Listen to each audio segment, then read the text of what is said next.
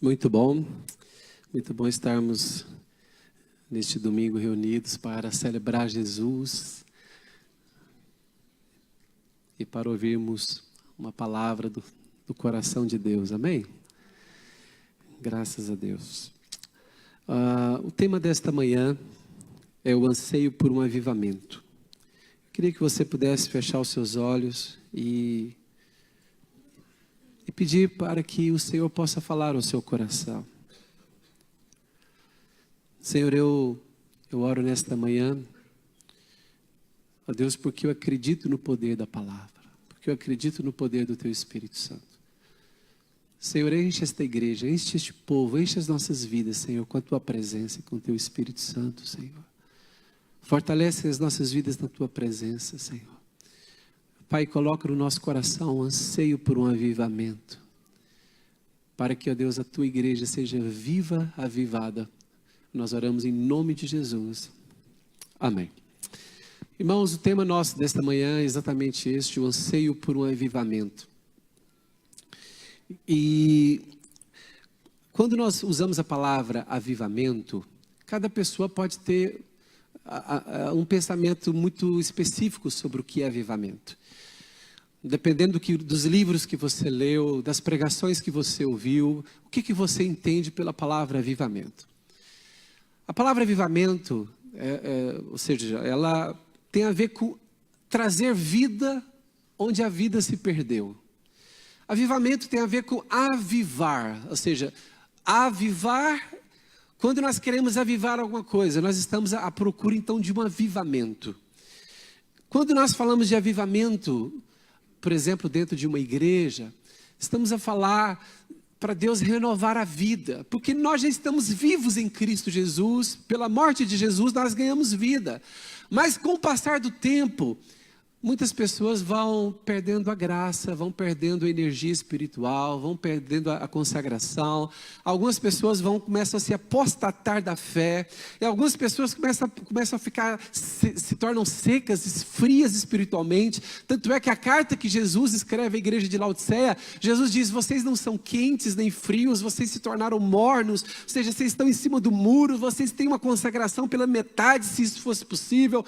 Então Jesus está dizendo, já estou a ponto de vomitar-vos, ou seja, é possível que uma igreja que recebeu a vida de Deus pelo sacrifício redentor de Jesus, é possível que esta igreja esteja a caminhar para um estado de morte, de frieza espiritual. Por isso aí que entra a palavra avivamento no contexto de igreja. Sabem, avivamento é quando Deus traz uma nova vida no lugar onde a vida se perdeu. E às vezes esse lugar onde a vida se perdeu pode ser o meu coração, pode ser o seu coração. Então, desta maneira, nós podemos olhar para a palavra avivamento em diversas perspectivas. Por exemplo, eu posso falar de um avivamento pessoal. O que viria a ser, o que vem a ser um avivamento pessoal? É quando eu analiso a minha vida e eu posso perceber que eu estou frio espiritualmente. Eu já não leio a Bíblia, eu já não oro. Eu já não consigo adorar no momento de adoração da igreja. Eu estou frio, estou seco, sabe? E há tanta gente que já um dia já esteve tão interessado pelas coisas espirituais e hoje estão frias, estão secas, estão indiferentes. Pessoas que antes se entregavam no momento de adoração já não conseguem se entregar, não conseguem se dedicar, não conseguem se focar em Deus, não conseguem concentrar sua mente em Deus. Sabe, aí, nesse caso, nós precisamos de um avivamento pessoal. Eu falo, Deus, aviva a minha vida. Não é questão da igreja, não é questão do meu grupo de vida. Tem a ver comigo, eu quero um avivamento pessoal. Mas quando você alcança um avivamento pessoal, aí você estende o seu olhar para a sua família. Você fala, Deus, eu quero um avivamento familiar. Eu quero um avivamento na minha casa. Eu tenho alguns amigos no Brasil. E um dos meus principais amigos, dos melhores amigos que eu tenho no Brasil, ele, a sua família, ele e a esposa, e eles têm 2 filhos, um casal. E eles passaram por uma crise na vida deles, e eles se esfriaram espiritualmente, e os filhos deles, adolescentes, começaram a se esfriar em relação às coisas de Deus. E eles oraram e pediram para que eu e a Kenny os ajudassem em oração. Eles são lá de Uberlândia, no Brasil. E E eles pediram e nós orávamos e eles estavam a buscar a direção de Deus. E eles encontraram uma direção de Deus. E eles oraram para que houvesse um avivamento familiar. E hoje eu fico tão feliz quando eu vejo as publicações deles nas redes sociais. Eles estão super envolvidos, os 4 na igreja. Estão envolvidos com a obra de Deus, estão envolvidos com as coisas de Deus. Houve ali um avivamento familiar. Mas depois que você encontra um avivamento familiar, você pode estender os seus olhos para um avivamento na cidade. Um avivamento da cidade onde você mora. Por exemplo, vamos ter esse evento aqui na MCI Sintra, vamos ter o Apaixona Lisboa. Por que esse tema, Apaixona Lisboa?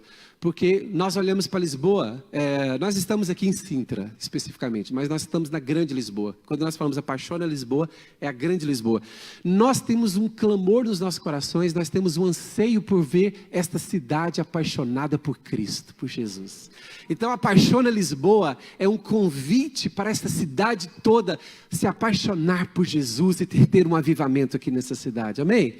Sabe, mas quando você começa a orar por um avivamento na cidade, mas aí você estende os seus olhos, eu quero um avivamento na região onde eu vivo, no país onde eu estou, eu quero um avivamento no continente onde eu vivo na Europa. Gente, tem tantas pessoas que estão a falar que a Europa é um lugar frio espiritualmente, as pessoas da Europa já não querem Deus. Eu ouço tantas vezes as pessoas dizerem isso.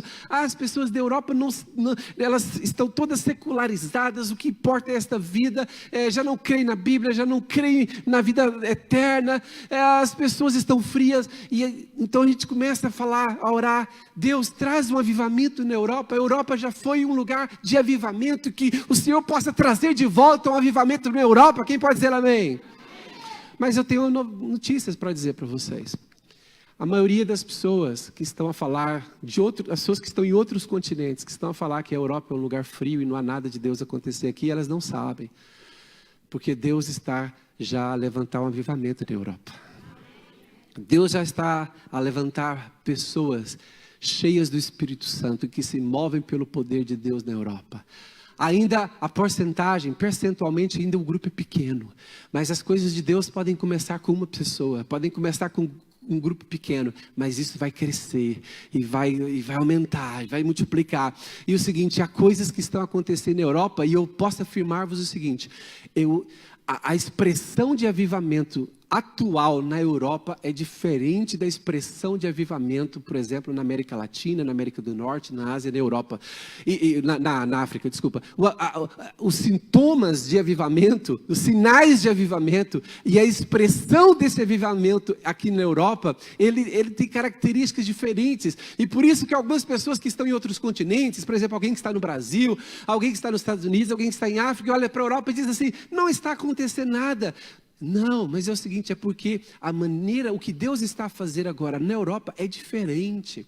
Nós então temos que alargar a mente para entender o seguinte, nem todo avivamento vai ter um modelo e um formato que nós vimos no passado, e nem o formato que nós estamos a ver em outras regiões do mundo, em outras partes do mundo. O que Deus quer fazer na Europa está a começar de uma maneira um tanto diferente da maneira que Ele começou em África e nas Américas. E eu posso dizer o seguinte, a Europa é uma realidade diferente das outras realidades de outros continentes, então exige uma expressão diferente, uma manifestação diferente de avivamento. Então nós não podemos simplesmente julgar o que está acontecendo na Europa e pensar que aquilo não é de Deus, mas olha, coisas novas vão começar a surgir, coisas novas vão começar a acontecer, e quando você der por isso, começa a multiplicar, alastrar um avivamento na Europa. Quantos creem nisso e já veem que começa a acontecer algo novo? Irmãos, como os irmãos sabem, quando nós começamos esta igreja, quando nós plantamos este ministério, quando nós demos início ao MCI, olha, em Portugal, as igrejas eram todas pequenas. Algumas pessoas que vieram morar para Portugal, não têm entendimento da realidade de Portugal há 20 anos atrás. Irmãos, hoje está muito melhor. Hoje o mundo cristão, irmãos, a fé cristã, hoje ela pode ser falada, as pessoas têm conhecimento dela, muita gente está a aceitar Jesus. Coisas boas já aconteceram nas últimas 2 décadas, mas coisas melhores vão acontecer daqui por diante, porque Deus está a preparar um povo que tem um anseio pela sua glória, um anseio por avivamento. Quem pode dizer amém? Sabem?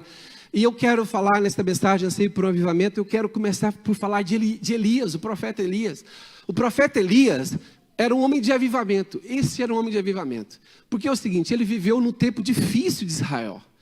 O profeta Elias viveu num tempo em que o rei de Israel casou-se com uma estrangeira, Jezabel.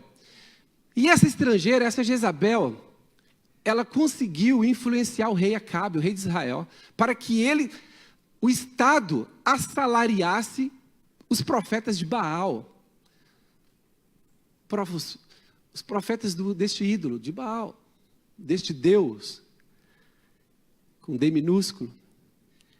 E quando Elias se apercebeu, o contexto em que ele estava em Israel, era um contexto em que o Estado patrocinava 450 profetas de Baal, mais 400 outros profetas, 850 profetas, e para que Jezabel instituísse esses profetas da nação, eles perseguiram os profetas de Deus, e todos os profetas de Deus tiveram que correr, tiveram que se esconder, tiveram que fugir. Então Elias se encontra numa nação que foi iniciada por uma aliança de Deus com Abraão. Imagina, uma nação que foi começada por Deus, agora uma tal de Jezabel diz que profeta de Deus ela não quer, ela quer os outros profetas. E os profetas de Baal são os que estão lá no governo, reinando lá com ela. E Elias então começa a orar para que o seu país fosse mudado. Sabem, Elias tornou-se um homem de avivamento. Toda a nação de Israel, quando os profetas de Deus foram perseguidos, e os profetas de Baal se estabeleceram, o povo se esfriou em relação a Deus, porque agora o que eles aprendiam não era sobre Deus, era sobre Baal. E o coração do povo se distanciou de Deus, e Elias clamava, e Elias se consagrou a Deus. E Elias se posicionou para ser um homem de avivamento. Elias se posicionou para fazer a diferença no seu país. Sabe, então Elias teve coragem de confrontar a monarquia. Teve coragem de confrontar Acabe, Jezabel. Ele teve coragem de confrontar os profetas de Baal. Os irmãos conhecem a história? Quem conhece a história? Elias disse o seguinte, chegou lá e disse o seguinte: vocês estão a forçar o povo a seguir outros deuses, mas só há um Deus em Israel. E hoje nós vamos saber quem é Deus. E ele fez um desafio aos profetas de Baal. E ele disse, só ele contra todos os profetas de Baal, contra os 450, para além dos outros 400 outros profetas. E Elias fez um desafio, e vocês conhecem a história. Os profetas de Baal foram envergonhados, e eles foram derrotados. Em um só dia, olha o milagre, olha algo sobrenatural. Em um só dia, um só homem acabou com a idolatria de Israel e deu início a um avivamento. Por que avivamento? Por que eu estou usando a palavra avivamento? Porque o povo já tinha desviado o seu coração de Deus. E naquele dia, Elias mostra ao povo através dos sinais: só há um Deus, sirva ao Senhor. E todo o povo de Israel se arrependeu de terem seguido os profetas de Baal. E todo o povo de Israel se arrependeu e se voltou para Deus. Veja bem, um só homem, em um só dia, derrubou a idolatria de um país, de um povo, e fez com que o povo voltasse com seu coração para Deus. Elias tornou-se um homem de avivamento. Só que depois ele teve uma outra coisa, algo que aconteceu com Elias depois disso. O que aconteceu? Elias, aquele confronto de Elias foi muito forte, foi um confronto muito penoso. Porque imagina só, irmãos, como que não foi o desgaste emocional. Tenta imaginar comigo, o desgaste emocional, o desgaste físico, o desgaste espiritual de um homem só se posicionar contra o rei do país, contra a rainha, contra 850 profetas. Irmãos, naquele dia que ele obteve a vitória, ele tinha se esforçado muito, de alguma maneira ele se arrebentou. Sabem, Deus precisa de pessoas que estão dispostas a se desgastar por um avivamento. Você estaria disposto a se desgastar por um avivamento? Elias se desgastou. Em outras palavras, Elias se arrebentou ali, emocionalmente, fisicamente, espiritualmente. Tanto é, veja só, aquele homem que não teve medo, que teve coragem de enfrentar o rei, a rainha e os profetas. Poucos dias depois ele recebe uma mensagem da Jezabel, da rainha. E a mensagem da rainha era: você vai morrer, eu vou te matar. Mas Elias nunca teve medo da morte. Quando ele enfrentou os 850 profetas de Baal, ele foi disposto a morrer. Ele nunca teve medo da morte. Só que agora, depois daquele avivamento, Elias estava desgastado. O profeta estava um pouco fragilizado emocionalmente. E quando ele recebe aquela ameaça, ele foi intimidado por aquela ameaça de Jezabel. E a Bíblia diz que Elias entrou por um período de deserto. Entrou por um período de crise profunda na sua alma, na sua vida.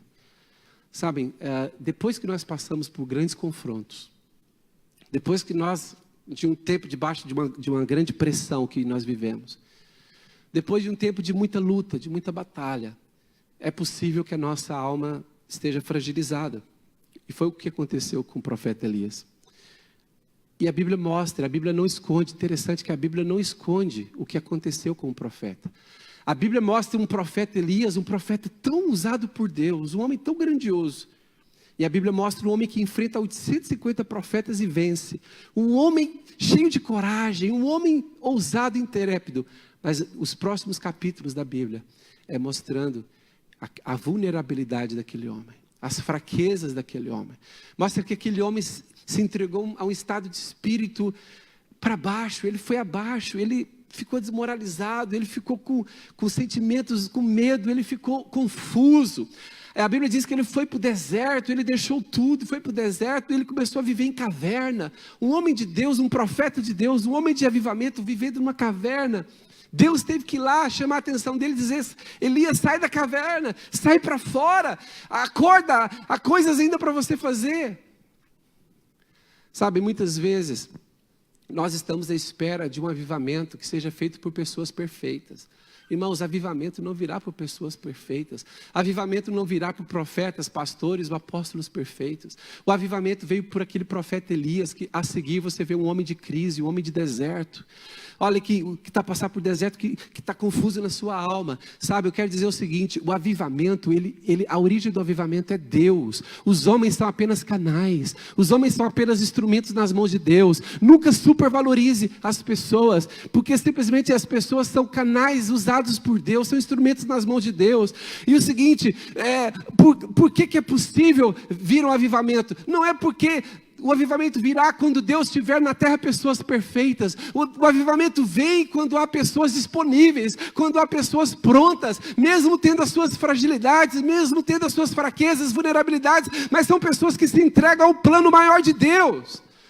Sabe, irmãos, isso é importantíssimo, porque muitas vezes as pessoas são tão críticas, as pessoas gostam de tacar pedra, as pessoas gostam de julgar, e principalmente nos dias de hoje, quando nós temos as redes sociais, as pessoas que criam confusões, as pessoas que só conseguem criticar, que conseguem somente colocar coisas negativas no reino de Deus, na obra de Deus. Mas eu quero vos dizer o seguinte: Deus é o dono da obra, e é Deus que usa pessoas imperfeitas para trazer um avivamento que dá honras e glórias ao seu nome.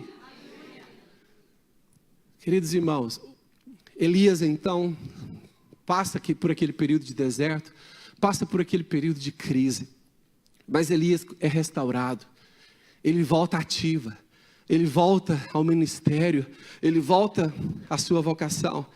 E uma das primeiras coisas que Elias faz quando ele volta é o que nós vamos ler agora, o texto, 1 Reis, capítulo 19, versículo 19, pode projetar aí, por favor.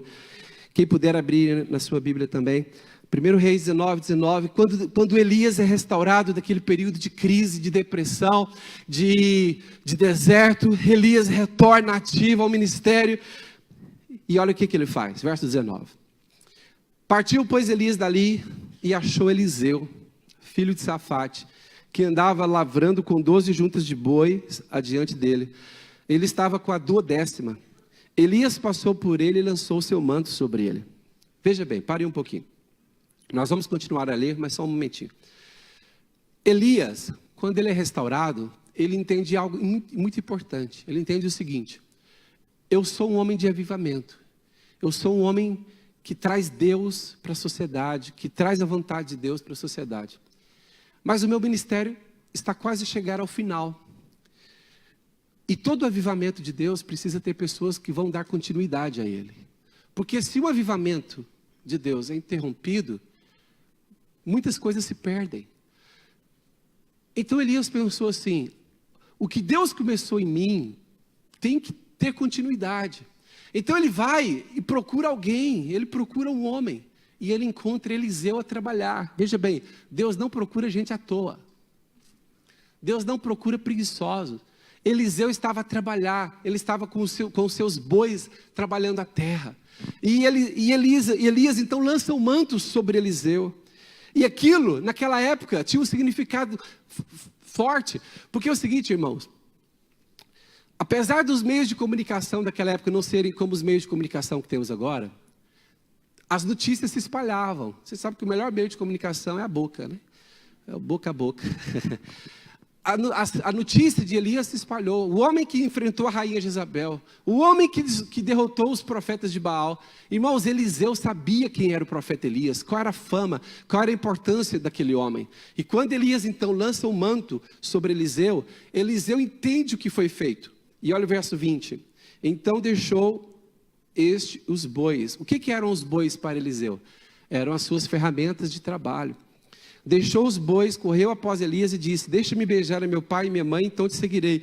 Elias respondeu-lhe: vai e volta, pois já sabes o que fiz contigo. Ou seja, Eliseu, você sabe que eu vou preparar você para dar continuidade a esse avivamento que foi iniciado. E olha o verso 21. Voltou Eliseu de seguir Elias, tomou a junta de bois e os imolou, e com os aparelhos dos bois cozeu as carnes e as deu ao povo e comeram. Então se dispôs e seguiu Elias e o servia. Veja bem, Eliseu também mostra já a coragem dele. Imagina, o profeta o convida para segui-lo. E quais eram as ferramentas de trabalho de Eliseu? Os bois e o carro de boi. O que ele pega? As madeiras do carro, faz uma churrasqueira, mata os bois, faz um churrasco de despedida, falou: acabou minha profissão agora, acabou meu trabalho, vou seguir o profeta. Ele deu um passo de fé, muito importante aqui. E ele começa a seguir Elias. E ele entende o seguinte: Elias é o homem de Deus do momento, é o profeta de Deus, é o profeta do avivamento, o homem do avivamento. Então ele começa o seguinte: tudo que Elias trouxe de bem para Israel, eu quero que não se perca, que haja continuidade. Então ele começa a perseguir, a seguir Elias bem próximo, e pensando o seguinte: o avivamento que Deus começou em Israel não pode vazar, não pode se perder, não pode ser desperdiçado. Então ele fica na cola de Elias, pensando o seguinte: eu anseio por um avivamento. Elias é aquele homem que confrontou Jezabel e os profetas de Baal e os derrotou. Eu quero ser usado como esse homem de Deus, sabe? Sabe o que é um anseio por avivamento? Anseio por avivamento, pode colocar o tema aí. O anseio por avivamento é quando você tem expectativa de que Deus faça muito mais do que Ele já fez até agora. Então é o seguinte: eu queria que você pensasse o seguinte: Deus tem feito coisas maravilhosas na sua vida, na sua casa, nesta igreja, nesse ministério. Mas anseio por avivamento é quando você olha para o que Deus já fez e pensa assim: se Ele já fez até aqui, Ele vai fazer muito mais. Se Ele já nos trouxe até aqui, Ele vai nos levar para mais longe, sabe? Então Eliseu pensou assim: poxa, se Deus já fez o que fez através de Elias, o que não poderá fazer através de mim? Então Eliseu se posiciona, se prontifica e começa a servir Elias. Aí começa um tempo de teste na vida de Eliseu. Abre comigo aí a sua Bíblia. Em 2º livro de Reis, só põe umas páginas à frente. 2º livro de Reis, capítulo 2, verso 1. 2º livro de Reis, capítulo 2, verso 1. É interessante. Olha o que diz aqui. Eliseu é um discípulo, é um servo de Elias. E o que acontece? Olha o que ele faz aqui. Capítulo 2, verso 1. Quando estava o Senhor para tomar Elias ao céu por um redemoinho, Elias partiu de Gilgal em companhia de Eliseu. Quem estava ao lado de Elias, irmãos? Disse Elias a Eliseu: fica-te aqui, porque o Senhor me enviou a Betel. Então Elias disse assim: olha, Deus tem um propósito para mim em Betel. Fica aqui que eu estou indo a Betel. Qual que foi a resposta de Eliseu, irmãos? Tão certo como vive o Senhor, vive a tua alma, eu não te deixarei. E ele foi, e foram juntos a Betel. Sabem, vamos continuar vendo. Continua os testes, as provas na vida de Eliseu. Versículo 4. Disse Elias a Eliseu: fica-te aqui, porque o Senhor me enviou a Jericó. Onde é que Elias vai fazer alguma coisa onde? Agora? Jericó. Porém, o que Eliseu disse? Eu não vou ficar, eu vou com você. Foram juntos. Teimoso, hein? Às vezes Deus gosta de algumas teimosias. Verso 6. Disse-lhe, pois, Elias: fica-te aqui, porque o Senhor agora me enviou aonde? Mas ele disse: não, eu vou junto. E foram juntos. Olha, irmãos,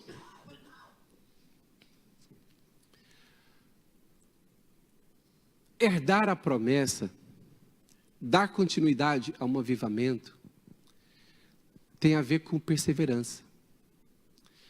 Tem a ver com escolhas, decisão forte, de perseverar. Há muita gente que fica para trás. Há muita gente que para no meio do caminho. E infelizmente há muita gente que para por causa de coisas, de questiúnculas. Ah, eu tive um problema no meu grupo de vida, não vou andar com Deus mais, não vou à igreja mais. O quê? Será que as coisas de Deus têm tão pouco valor que um problema de relacionamento com uma pessoa da igreja já abalou a sua fé? Que fé é essa? Sabem, eu tenho visto o seguinte, irmãos, o maior problema das pessoas não é espiritual. É claro que a raiz é espiritual. Mas o maior problema que eu vejo das pessoas pararem são problemas emocionais, da alma. As pessoas são muito frágeis de alma. As pessoas são muito fracas, vazias de alma, muito frágeis de alma. Basta uma pessoa não cumprimentar, será que a pessoa já vai abaixo? Basta uma pessoa não ligar no aniversário, um amigo não ligar no aniversário, já acabou a amizade. Basta alguém falhar uma pequena coisa, já não pode ser amigo. Sabe, irmãos, as pessoas perdem o melhor de Deus por causa de uma fragilidade emocional. Hoje a gente ouve falar tanto da inteligência emocional. O povo de Deus teria que ser o povo com mais inteligência emocional. É um povo que consegue gerir bem as suas emoções e sentimentos. E por que eu falo que isso é um problema emocional? Mas é o seguinte, se você for alguém de fato espiritual, você consegue gerir bem a sua alma, as suas emoções. Porque nós temos a mente de Cristo, e a mente de Cristo é a mente de pessoas que são abnegadas, que são pessoas que têm um propósito e vivem por eles, independente do que a pessoa ao lado diz ou deixa de dizer, cumprimentar, ou fazer, ou ajudar ou não. Eu tenho meus olhos, o meu foco está em Cristo e no seu plano, no seu propósito. Eu não vou ser distraído, eu não vou ser tirado do trilho por causa de pessoas que falharam comigo. Irmãos, se eu fosse parar por causa de pessoas que me traíram, que falharam comigo, que me decepcionaram, que me frustraram, se eu fosse parar, eu já tinha parado há muito tempo atrás. Sabe, irmãos, eu não paro, não é porque todo mundo está do meu lado, todo mundo concorda comigo. Irmãos, eu recebo críticas de muitos lados, eu tenho experiências como toda a gente tem, de ser mal interpretado, de ser traído. O que me faz permanecer é Deus. O que fez Jesus ir até o final na cruz? Você iria à cruz para salvar um povo que disse para você morrer? Jesus estava aí para a cruz, não era para salvar as pessoas que estavam do lado dele. Jesus se dispôs a ir para a cruz para salvar as pessoas que gritaram: crucifica, crucifica, que a gente não gosta desse homem. Sabem, nós temos que ser espiritual. É deixar quebrar o orgulho, é deixar cair o orgulho. Ser espiritual É algo muito mais forte do que algumas pessoas. Eu não gostei do que o pastor disse. Não gostei do que falaram. Não gostei. Isso é muito você. Você é o ego, ainda está muito exaltado. É o ego que está sentado no trono. Porque é o seguinte, se um dia a sua vida estiver nas mãos mesmo de Deus, você vai o que os homens fizerem, disserem, criticarem ou deixarem de fazer, não é o que vai regular a sua vida. O que regula a sua vida é a sua aliança com Deus, o seu propósito de servir ao Senhor. Amém, irmãos? Glória a Deus. Sabem, Eliseu teve motivos para parar. Há pessoas que param por qualquer coisa, mas Eliseu não parou. Se calhar, se ele fosse doente de alma, ele ia ficar lá pensando na cama dele. Por que o meu líder, Elias, disse para eu não ir com ele? Por que ele não quer ir com ele? O que ele vai fazer lá? Que ele não quer que eu vá com ele? Ele não quer que eu vá com ele, por quê? Porque ele não gosta de mim mais, e ele quer me abandonar, ele quer me deixar. Irmãos, se Eliseu quisesse, ele estava se remoendo lá na sua doença emocional. É o seguinte, o povo de Deus tem que parar com esses mimimi, com essas coisinhas, com cristiano, que não sei o quê, tem que acordar para a vida cristã. Olha, tem que ser quebrantado, coração quebrantado, vida de cruz como Jesus, abrir mão das coisas, pelo reino de Deus, pela glória de Deus. Verso 9 diz, havendo eles passado, Elias disse a Eliseu, pede-me o que queres que eu te faça. Agora é o seguinte, depois dele ter perseverado até o final, Elias então chega para Eliseu e diz, agora chegou o dia de você receber a sua bênção. Pede o que você quiser. Uau! Deixa eu falar aqui para vocês, isso é só uma simulação.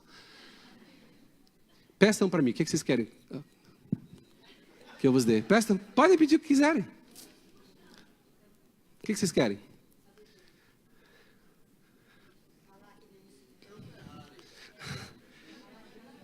Olha, o Cunha me pediu um Ferrari. Eu posso dar um Ferrari para ele? Uau! Nem eu sabia que eu estava com essa moral toda. Não, quem me conhece pessoalmente, eu posso dar uma Ferrari para o Cunha? Por que eu não posso dar uma Ferrari para ele?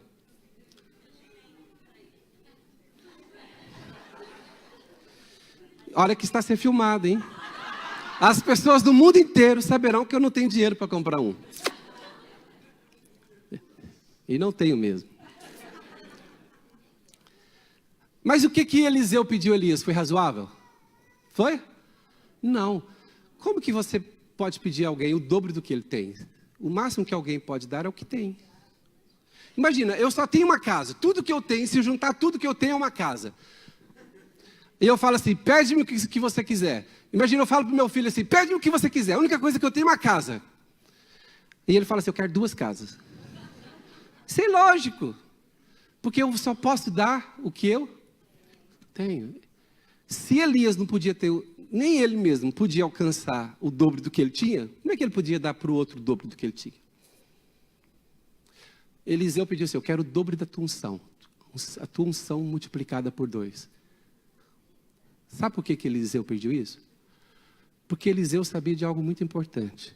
Eu sou fiel e leal ao meu líder, que é Elias. Mas quem eu sirvo mesmo não é Elias. É quem está por detrás do Elias. Porque se a visão de Eliseu fosse Elias, o máximo que ele ia pedir é, eu quero a tua unção. Mas como ele via por detrás, quem estava por detrás de Elias, ele disse, eu quero 2 vezes. No sobrenatural de Deus, alguém dar o dobro do que tem é possível. Só no sobrenatural de Deus, eu posso dar o dobro do que eu tenho. Porque o que eu tenho não é meu, eu recebi de Deus. E esse mesmo canal pode trazer o dobro para você. O nosso desejo é que sempre a próxima geração tenha mais do que a nossa geração. Graças a Deus por 2000 anos de história da igreja. Em 2000 anos de história da igreja, a igreja já esteve doente em algumas fases. Já esteve fria, já esteve morna, já esteve seca, já esteve quase morta. Mas Deus sempre levantou um remanescente que avivou a nova geração, que avivou a outra geração, que avivou. Você consegue entender a grande vitória da igreja na terra? Você sabe que já tentaram destruir a igreja da terra tantas vezes. Já tentaram eliminar a Bíblia da terra. Alguém chegou a dizer que no futuro, e deu a data, já não haveria Bíblia na terra. E ele já morreu, a data já morreu e a Bíblia está na terra. Alguém chegou a dizer que Deus está morto na nossa sociedade. Ele morreu e Deus continua vivo. Quem disse isso morreu, Deus está morto, morreu. E Deus está muito vivo. E agora Deus é que fala, Nietzsche morreu. Sabe? Mas Deus pode estar, ele não estava errado. Na época dele, sim, Deus poderia estar morto na sociedade. Em que sentido? Deus não era valorizado na sociedade. E nós estamos numa época em que as pessoas estão a puxar por um lado de desvalorizar Deus. Mas requer-se agora uma igreja avivada, que exalta o nome de Deus. No desafio da nossa geração. Aí é o seguinte, o que é ter anseio para o avivamento? É olhar assim, o que Deus está fazendo no mundo hoje? Irmãos, se nós fôssemos contar para vocês tudo que Deus tem feito na Ásia, na África e nas Américas, vocês iam ficar assim, ó, de boca aberta. Tem acontecido curas, milagres, maravilhas, ressurreição de mortos, avivamentos no Médio Oriente, nos países fechados para o Evangelho, está a ver grande avivamento. Coisas maravilhosas. E o que eu anseio por avivamento? Eu quero mais. O coração de Eliseu era, se Elias foi até aqui, eu quero ir mais longe do que ele foi. Não por vaidade, entenda bem. Sabe que tem muita gente que é isso. Eu quero ser melhor do que o meu líder. Eu quero ser melhor do que a minha liderança. Mas é por vaidade. Aqui Eliseu, quando ele falou que queria o dobro de Elias, não era vaidade. Era boa intenção. E era visão espiritual sobrenatural. Diz assim, se Deus foi capaz de usar esse cara, que foi morar na caverna. Se Deus foi capaz de usar esse cara, se Deus usa pessoas defeituosas, pessoas que têm fraquezas e vulnerabilidades, se Deus usou Elias, então ele falou assim, Deus, eu quero que o Senhor me use 2 vezes mais que Elias. Porque eu tenho 2 vezes mais problema que ele. Porque o que limita Deus, olha, a glória sempre será de Deus, sabia? A Bíblia fala que Paulo, o próprio apóstolo Paulo fala, que a glória de Deus na vida dele, a revelação dele era de tal nível, que ele disse assim, o que Deus está fazendo na minha vida é tão grandioso, que a minha alma não suporta. E por isso Deus teve que colocar um espinho na minha carne, para eu lembrar que eu ainda sou gente, para eu não me envaidecer com a quantidade de coisas que Deus faz em mim, através de mim. O problema de muitos homens e mulheres de Deus hoje é que quando Deus começa a usá-los, eles começam a se achar. Sabe que há homens de Deus que já não podem brincar de esconde-esconde. Chama esconde-esconde aqui de Portugal? Escondidas. Tem homens de Deus que já não podem brincar de escondidas, porque eles se acham muito. Eles se acham. Mas é interessante. Essa não é minha, tá? Não foi eu que inventei, não. Mas é assim. Quando Paulo tinha tudo para se achar, e Deus viu que realmente ele não ia conseguir se conter, e Deus fez alguma coisa para Paulo se lembrar que ele era humano. Sabe, avivamento vem através de pessoas imperfeitas. Através de uma igreja imperfeita. Deus usa pessoas imperfeitas, pastores imperfeitos, igrejas imperfeitas, para que a glória seja só dele. Então, uma salva de palmas para Jesus.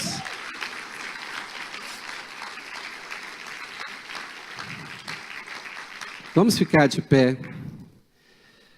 Você quer ver grandes coisas de Deus? Você tem um anseio por um avivamento? Então começa a pensar, Senhor, faz o dobro do que o Senhor já fez na MCI até agora. Senhor, faz o dobro do que o Senhor já fez através dos pastores da MCI até agora. Senhor, faz o dobro do que está acontecendo em Portugal até agora. Faz o dobro, Senhor. Faz mais. Olha, a Bíblia diz então que qual foi a resposta de Elias para Eliseu? Para a gente terminar aqui, qual foi a resposta de Elias para Eliseu?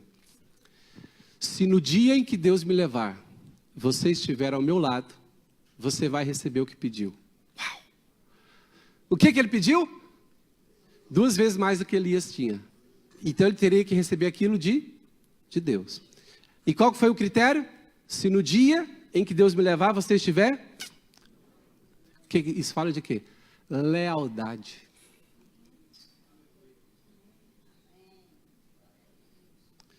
Aí Eliseu, no dia que Elias foi tomado, Eliseu estava junto. Ele não deixou, ele não abandonou o barco, ele não desistiu. Ele não ficou independente, ele ficou ao lado. Aí ele mereceu. Aí caiu o manto de Elias, ele pega o manto de Elias. E a Bíblia mostra que o ministério de Eliseu realizou o dobro de manifestações do que o de Elias. Feche seus olhos.